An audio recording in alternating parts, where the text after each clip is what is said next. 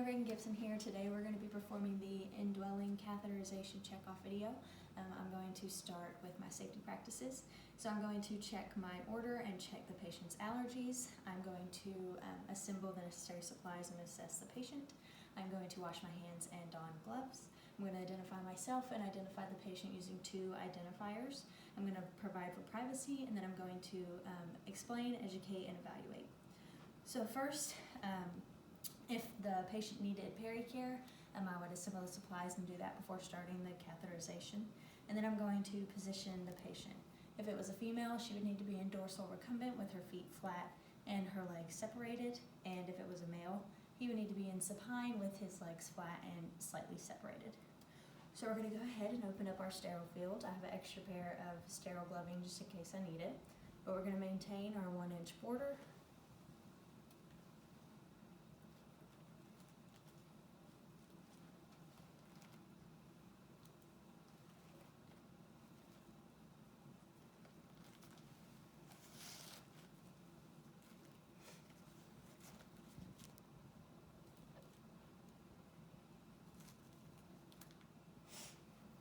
So we're going to go ahead and get on our sterile gloving. We're going to maintain the 1-inch border with these as well.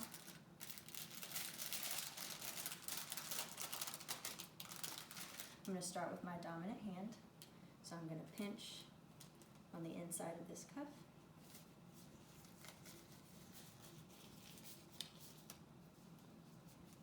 And then I'm going to slide my hand inside like that.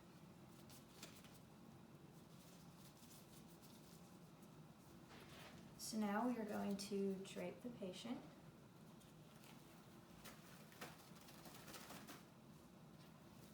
So I'm going to place the shiny side down, and I would ask the patient if they were able to slide their, lift up a little bit so I could slide it up underneath them.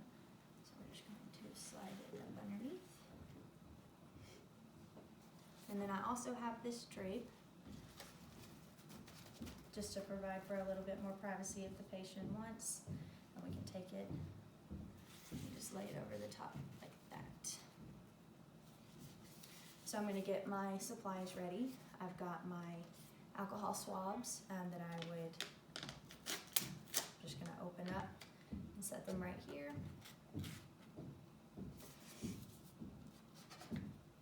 I've got my lubricating jelly and my saline. So I'm going to go ahead and make sure that I keep this placed to where it's not touching that 1-inch border so that it's still considered sterile. So I'm going to go ahead and open up the jelly, and I'm going to just squirt it inside of the tray so that I can lay my catheter in there whenever I'm ready.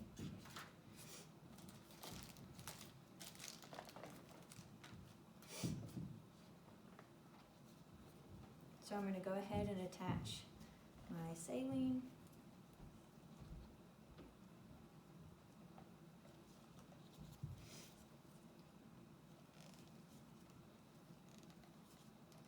And I'm going to check the patency of the balloon just to make sure that whenever I try to insert my saline, it does inflate.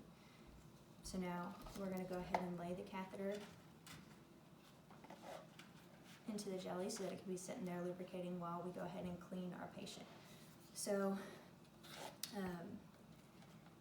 if it was a female, I'm going to make sure that I separate the labia, and I'm going to go outer and inner and in the middle. And if it was a male, I'm going to go in circular motion, starting at the meatus and moving in a circular motion down. So for the female, as soon as I touch up here, this hand is no longer sterile, so I'm going to keep it up there the whole time to make sure that I don't contaminate anything else.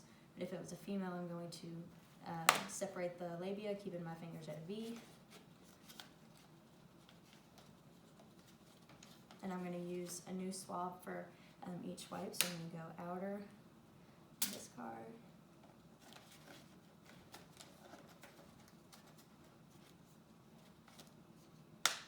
inner,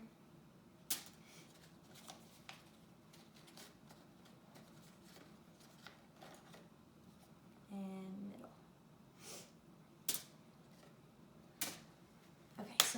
I've still got my hand held here. With my dominant hand, I'm going to take the catheter,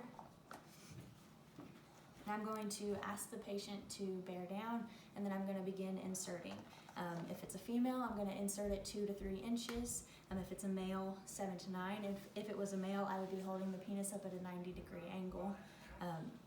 So we're going to go ahead and insert those number of inches, depending on whatever kind of patient it is. And then once I see urine return, I'm going to advance it another 1 to 2. So then I'm going to hold it in place. I'm going to insert my saline.